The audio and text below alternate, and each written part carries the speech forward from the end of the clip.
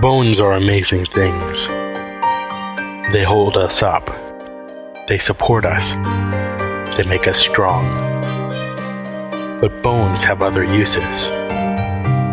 In the past, bones were thrown by diviners, seeking out the mysteries of the future. Now the bones are cubes, made of plastic or resin, but they still reveal things to us. As they fall from our fingers and rattle across the table, the story becomes clear.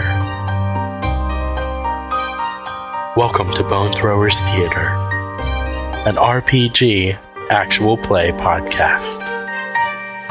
Hello and welcome back to Bone Throwers Theater. This is Johnny for this special one-shot edition of Good Strong Hands.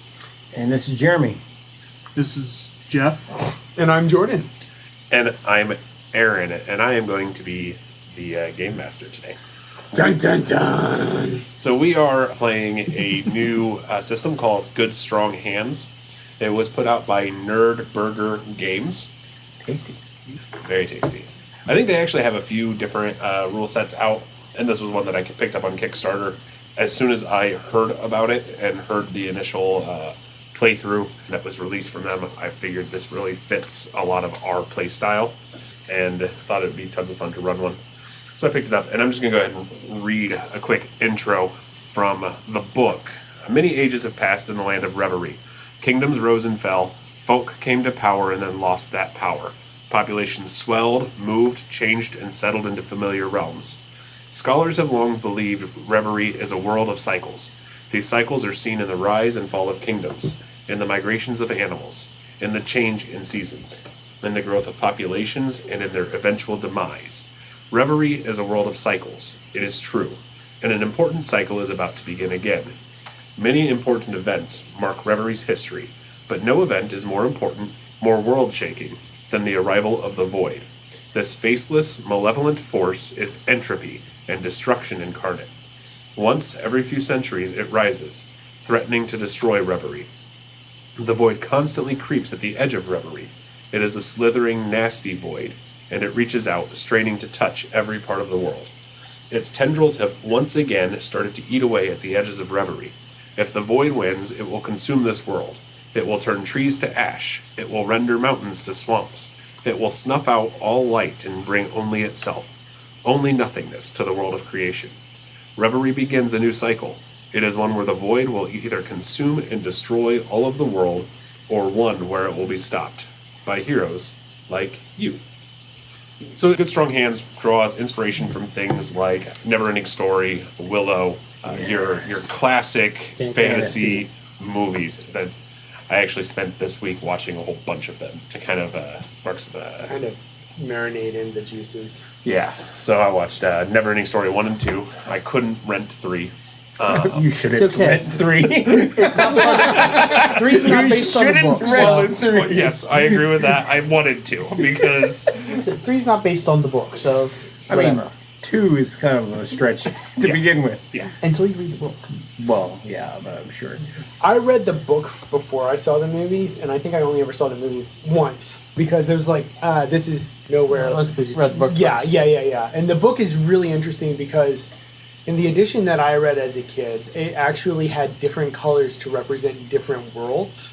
Like Earth versus Fantasia, and then there was also another level when you got deeper into the never-ending story in and of itself. So it's very much immersive in that regard. That's cool. That's cool. So Good Strong Hands has a few different fun mechanics that we're going to go with. It's all using 6-sided dice, and the way it will work is that I will give a target number, and you will roll your trait against that target number. So the number of dice that you have in that trait against the target number. So let's say for a moderate task, target number 4, and you will roll however many dice you have. If none of your dice are 4 or above, you fail, and you get a complication. You also will mark 1 skill box on your character sheet when that happens. If you get 1 hit and 1 hit only, that is a success. Whatever you are attempting to do works, and you will mark 1 spirit, because you feel good about yourself. That's a positive thing. If you hit 2 or more, that is success with a boon, and you will mark 1 shadow. because the void has taken notice of you and they are trying to corrupt you. The void is always trying to corrupt what is good in Reverie. So, those of you who tend to roll well might become corrupted more quickly. What are you talking about? Those of you who tend to roll poorly may become more advanced quicker. You know she's not using his typical dice. He did Well, it's themed because my character is afraid of lava, and these are my lava-colored dice. So you're afraid of the dice that you're rolling? Yes. Now you know how the rest of us feel.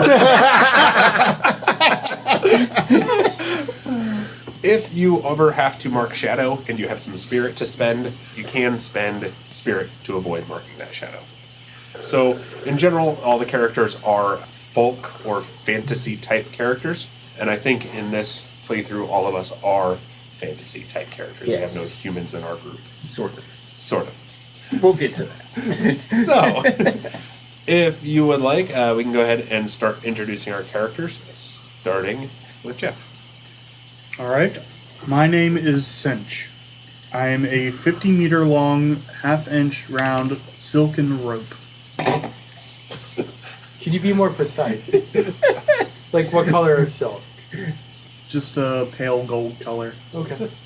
And so I imagine you are magically animated, that you can, you're not Yes. just a rope lying in a bundle on the ground. It says, you are an inanimate object given life by magic who looks forward to becoming more than what you were made for, regardless of your form. You can see, hear, speak, hover, move, and manipulate objects magically. I'm a real rope. So I guess that's a question. You want to be more than what you are. Do you have a specific goal in mind? Are you trying to become a longer rope? Are you trying to join a rope family? Or are you just, what is What's your Cinch's goal in life? goal in life? What more are you trying to be? I didn't think that far ahead. That's fine. Maybe you're newly born. Newly animated. Newly animated. You might not have a specific goal yet. Corrupt the baby. So we also know that you have fears and anchors. What are your fears and anchors? Well, I'm afraid of fire and rodents because both can destroy me. However, I am adaptable, generous, and tolerant. What would you say was your most generous event so far in your life? A fawn fell down a ravine, and I went over, tied myself off to a tree, and sent down my other end to help pull him out of the ravine. So that's pretty generous. All right, Johnny, tell us about you. Well, I am what's known as a paragon. I reincarnate when I die. Most people just think of me as just a regular animal until I speak to them. What type of animal are you? I am a gray wolf. What's your name? Graham. Yes, I weigh approximately 130 pounds. Large gray wolf. You don't weigh a gram? No. 130 grams. Pocket size. Being a wolf, I have two major fears. Fire and humans. Why are you afraid of humans? Because humans tend to hunt animals. What are your anchors? I'm empathetic, I'm honest, and I'm courageous. So was there ever a time where you had a run-in with humans that specifically caused this fear? One of my previous lifetimes, I was killed by a human. Oh, that would definitely make me be afraid of them. Yes. All right, Jeremy? All right. My character is an imp, sort of mischievous kind of character, not well thought of by other folk in the land, I guess. My character's name is Kryden, pale skin with dark eyes and white hair. What are your fears and anchors? My fears, I have fear of heights and open spaces because my character likes to escape situations. So with heights and open spaces, that doesn't leave many ways to do that. So that's why he has those fears. Anchors are clever, spontaneous, and protective. As an imp, what have you been protective of? Protective of, I'm going off of one of the descriptions that are on here for imps. So protective of people's perception of imps in general, because one of the things is imps are always looking to redefine themselves. So if there's ever a situation, I guess, that would cast imps into a bad light, my character is going to try and escape in such a way that the focus is not directed on imps. Okay. And Jordan, tell me about you. I mean, your character. My name is Jasper.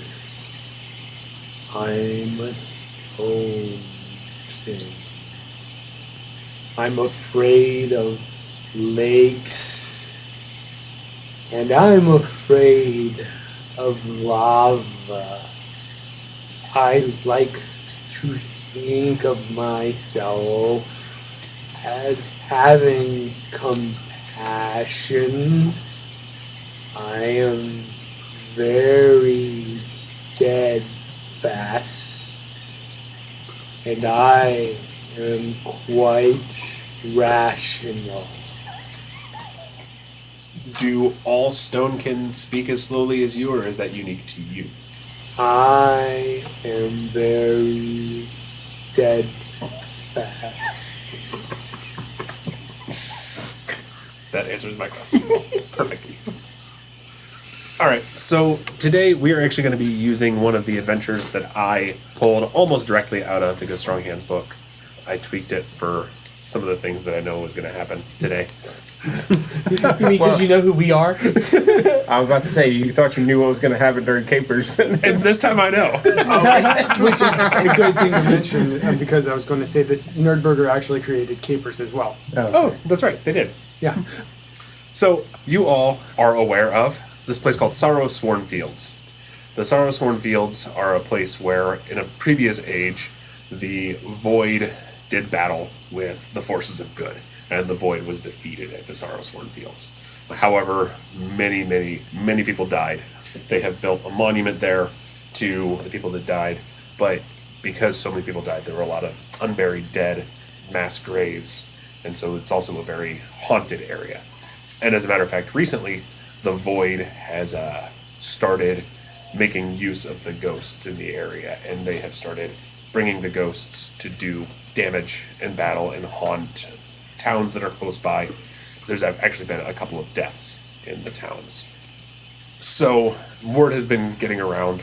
The four of you have felt the call from the side of light to rise up and fight against the Void. So you have headed to the Sorrow Sworn Fields to help out. Jasper, how did you meet... How did you meet Kryden on your travels?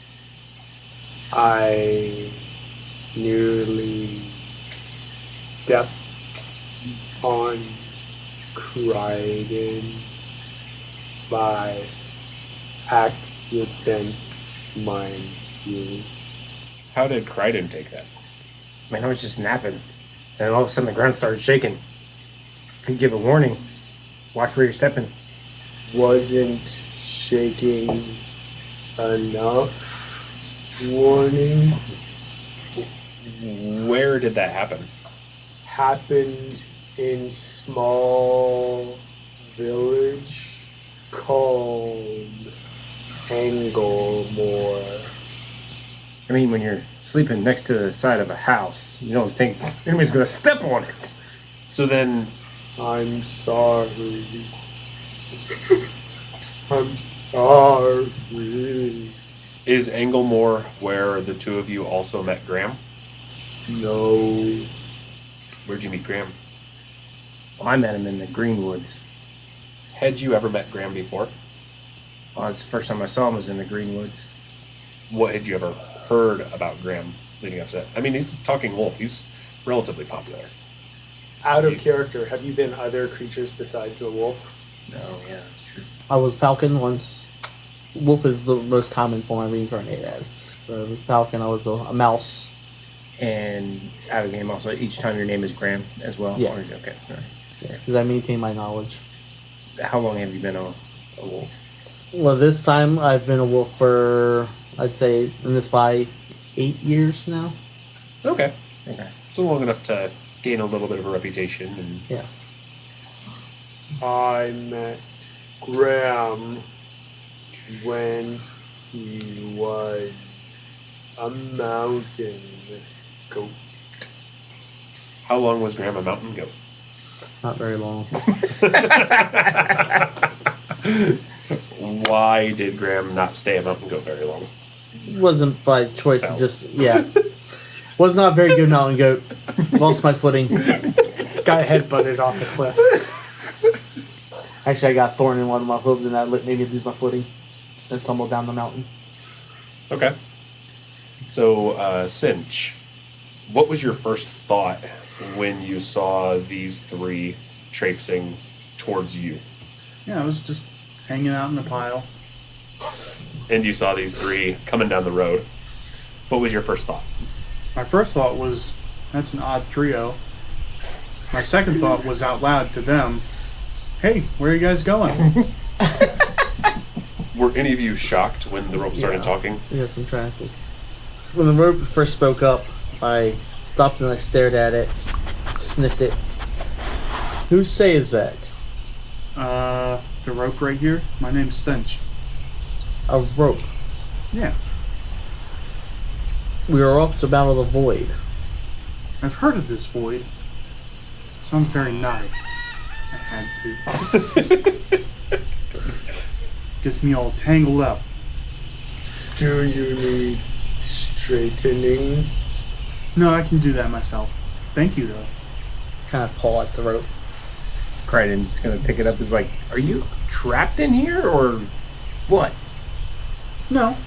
I lift up the rest of the rope and start uncoiling and making like a human-ish sort of shape. An outline of a human. Oh, that's awesome. Kryden's like, wow, that's a neat trick. I can do better. And he shapeshifts into an actual human form. Wow, Take that's a- cool. I take a step back from crying and start growling. Kryden's just kind of looking over and it's like, what? Don't take that evil form. This evil form has saved me plenty of times. Or would you prefer this evil form? And changes into a brownie. Much better. Well, Changes back into an you want to join us? Yeah. Adventure sounds good. I'm open to new things. We are not on adventure. We are going to help people. That sounds even better. Sounds pretty adventurous to me. Very different. It's not as different as you think, friend. We have a specific goal in mind. It's an adventure to come. Cinch, how did you come to be by the road here? Well, I was helping this family out. They needed help leading all 6 of their kids home. Once I was done, I found a place to cozy up and... So you were just taking a nap? Good thing I got to you first. You might have got stepped on. Well, I saw you guys coming. That hurts my bedrock. Couples start writing down. All right, with that, the party is formed, and you guys begin heading down the road. As you reach the top of a hill, and you guys can see sorrow-sworn fields. Jeff, what stands out to you about the sorrow-sworn fields? The massive field of blood-red roses that are said to be the color of the blood that was spilled. That would definitely stand out. Jordan, you said Jasper's afraid of lakes. The big, shallow, or the big, what looks like pool of blood on the northwest side of the fields. Does that bother you? How far away is it from us? It's clearly on the other side of the field. This is a massive field.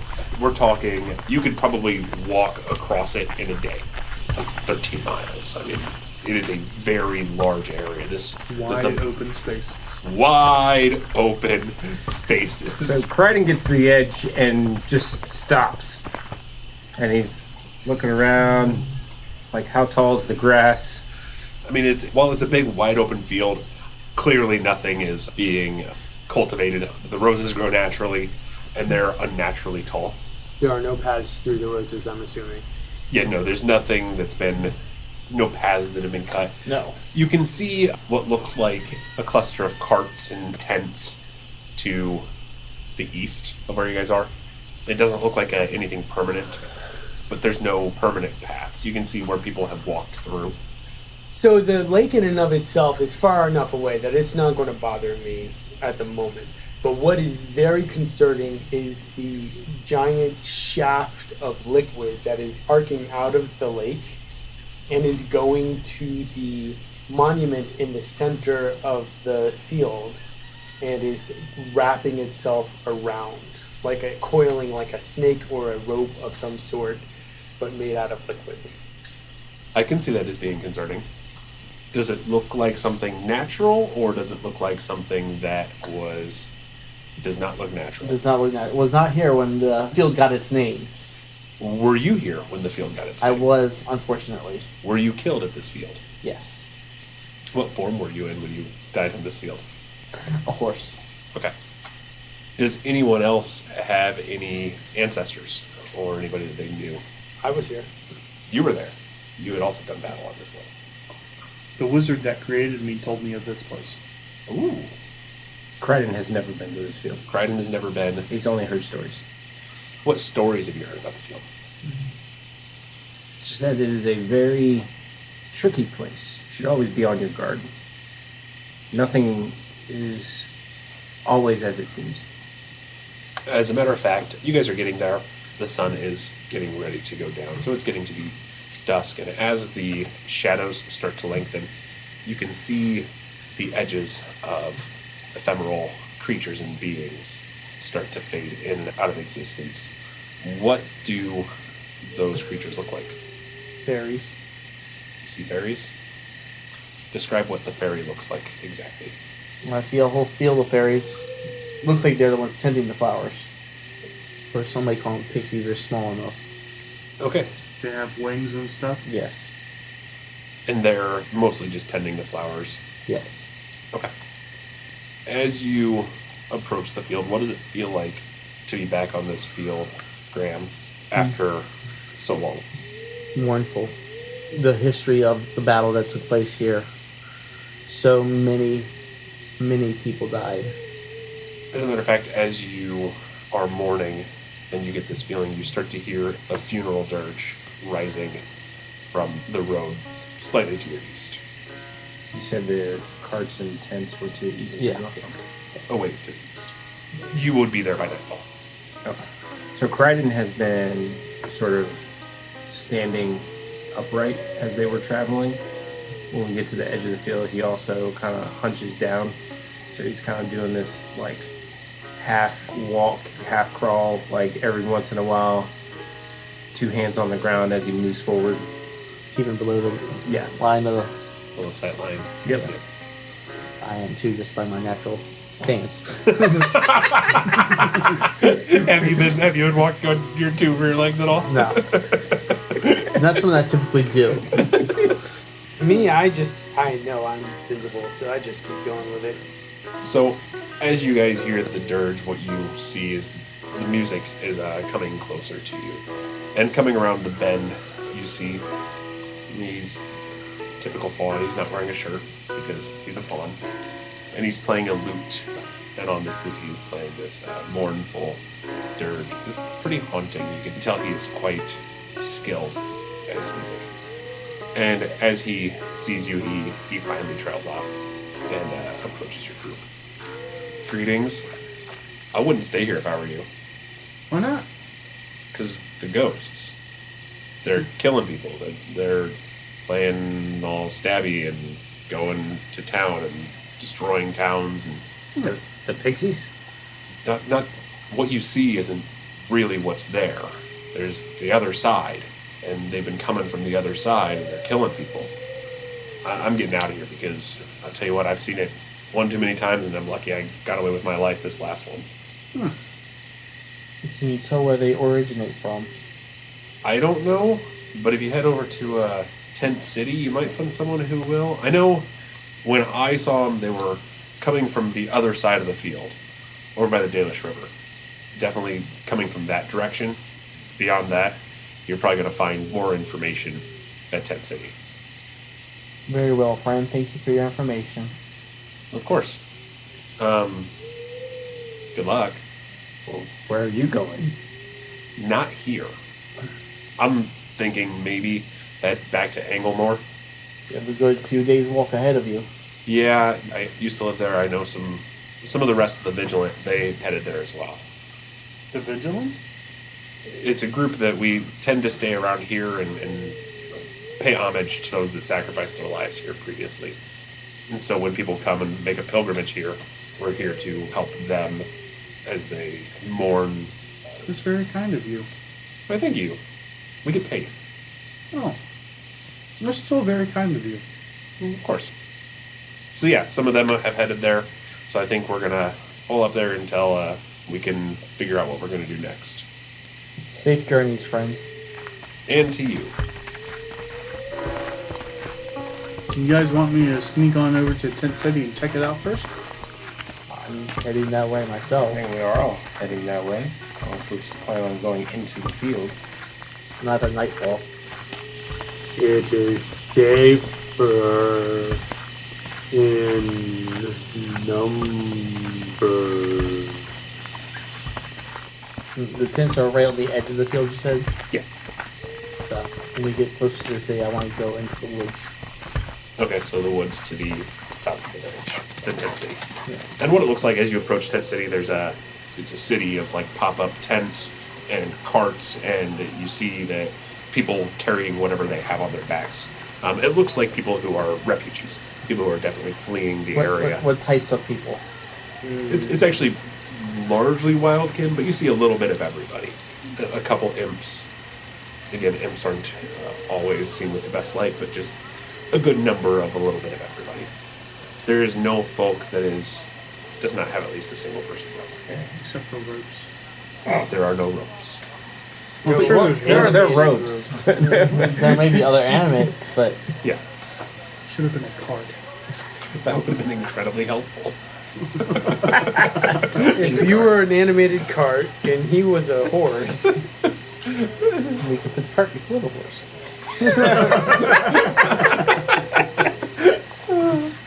No, we should have had two animates. One to be the cart and one to be the Holocaust cloak. Yes, that would be awesome.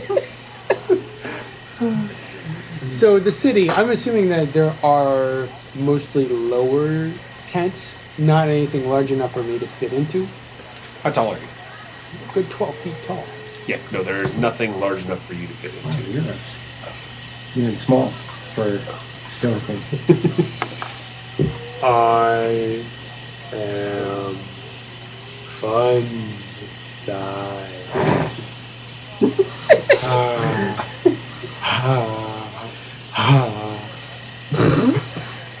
Yes, there's nothing for you to fit into.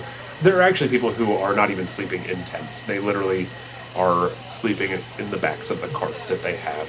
Because again, this looks like people who are afraid, who have been fleeing from their homes to avoid being killed in the middle of the night by ghosts. So, as you approach Tent City, Johnny, you said Graham, you went to go hide in the woods. Yes. What do the rest of you do?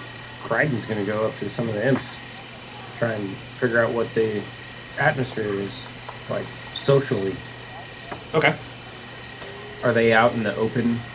Yeah, they're Right. actually, there's two imps there sitting in the back of their cart. He's gonna kind of approach the cart, not like directly, skirting the edge of the area, and try and get their attention from a distance off.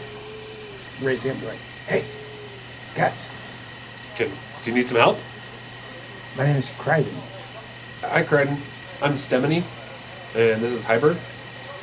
Nice to meet you guys. I'm a bit leery of stepping out into the open spaces here. Are you guys generally fine traveling around with this many other folk? I would if they would, but they're not really having us. Okay. We're just happy to get out of here. Out of where? Like, where are you coming from? We lived in Battleford. Which is... Oh, Sorry, you're really not from around here, are you? No. Battleford is right along the river. Right along Dalish River. Battleford was where one of the recent murders happened. So you had to cross the field to get here? No. The road. The road that came down the east side of the field. Has anybody crossed the field? I think Flump did. It didn't go well for him. His family's missing. Flump.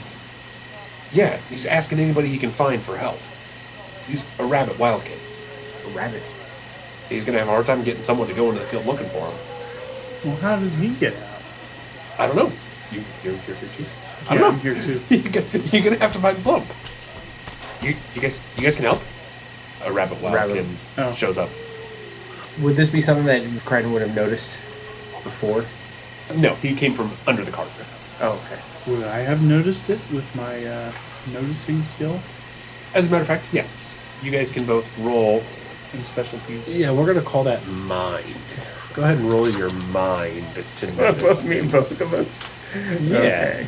What's the target number? Target number's 4. You got 1 success. You got 1 success. So You mark a has- spirit. Yeah, you mark a spirit. Hi, Mark. You mark a skill. Yes, you noticed that you could hear footsteps approaching. So, I think he's coming. So, I guess Kryden was in the middle of saying something when you said that, so he didn't notice anything, but kind of is startled a little bit and steps back from the cart as soon as Flump comes up from under the cart. You guys can help? Most people are weirded out that I'm a rogue. I'll take help from anybody. You came from the field? Came through the field. How'd you get through the field? Because we're small. We're nimble. We can move. At least, I thought we could. Didn't work. They're missing. And they're How long all have they been missing? 2 days? 2 days. 2 days. Nobody will help. Will you help? Possibly. Oh, good. Why won't anybody else here help? Because they gotta go to the fields. Everybody here is getting out of the fields. Let's see if our other friends will help. Oh, more friends? Yes. Yes, more friends help. Sort of stretch back to Oh, you could do that. That's cool. Jasper. Jasper, I'm in the field. What? Like, how far into the field? I'm like a good 20 yards into the field. When you come to look for me, all of a sudden you just see me just go face planting right down into the roses. Jasper. So we met this guy and he needs our help. His family's lost in the field somewhere. I'm going to come in with the stones. That's great. I want to see if the stonified bones can tell us what has happened. Awesome.